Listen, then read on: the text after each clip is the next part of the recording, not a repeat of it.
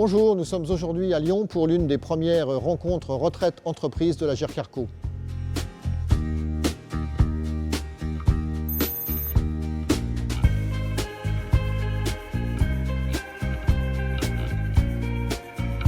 Monsieur Selleret, pourquoi avoir souhaité organiser ces rencontres et quel en est le principe?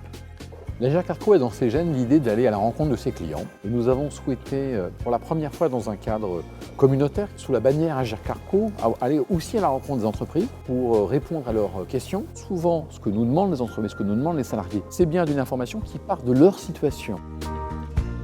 Évidemment que les groupes de protection sociale qui gèrent les institutions de retraite complémentaires des salariés, évidemment que les entreprises sont des acteurs fondamentaux. Il est important d'aller leur expliquer ce que sont les grands principes de ce système et peut-être aussi de les rassurer sur sa mise en œuvre. Et maintenant, nous allons aller à la rencontre des participants à cette journée pour savoir ce qu'ils en ont pensé. Ce qui m'a marqué, moi aujourd'hui, d'abord, c'est le taux de participation. Et puis, c'est la volonté des organismes de retraite et de la fonction publique en général, de l'État en général, de communiquer largement et de se rapprocher des entreprises et des utilisateurs de ces services finalement. Une journée comme aujourd'hui, elle nous apporte plusieurs choses. Tout d'abord, la satisfaction d'être en amont d'une réforme importante qui va arriver dans quelques semaines et qui repose bien les problématiques et les questions qui sont à régler. Deuxièmement aussi, ce que nous avons découvert à travers les différents stands qui étaient proposés avant le début de cette réunion, c'est l'action sociale que proposent aussi les groupes de protection sociale, éléments que nous n'avions pas forcément en référence dans notre entreprise.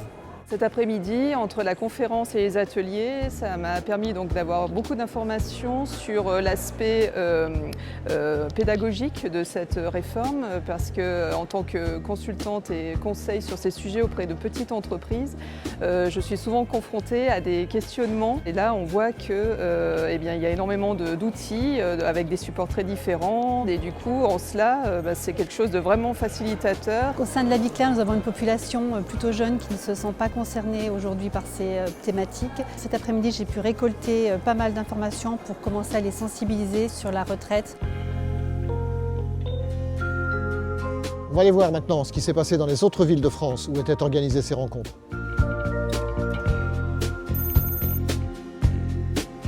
Ces rencontres ont permis de mettre en lumière la nécessité de repenser le rôle des seniors dans les politiques RH des entreprises. Le sociologue Serge Guérin a démontré qu'aujourd'hui, ils sont le plus souvent en pleine possession de leurs moyens. Christophe Carrette, responsable des ressources humaines de la Française des Jeux, a détaillé les mesures prises par son entreprise pour accompagner leur fin de carrière et bénéficier de leur expérience.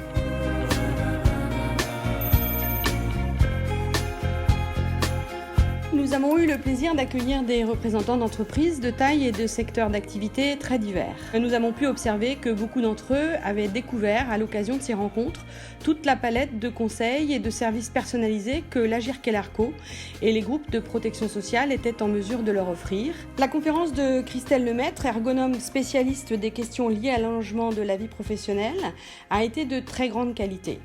Elle a notamment alerté l'auditoire sur la nécessité d'anticiper les dispositifs de fin de carrière et d'en mesurer à la fois les impacts individuels et collectifs.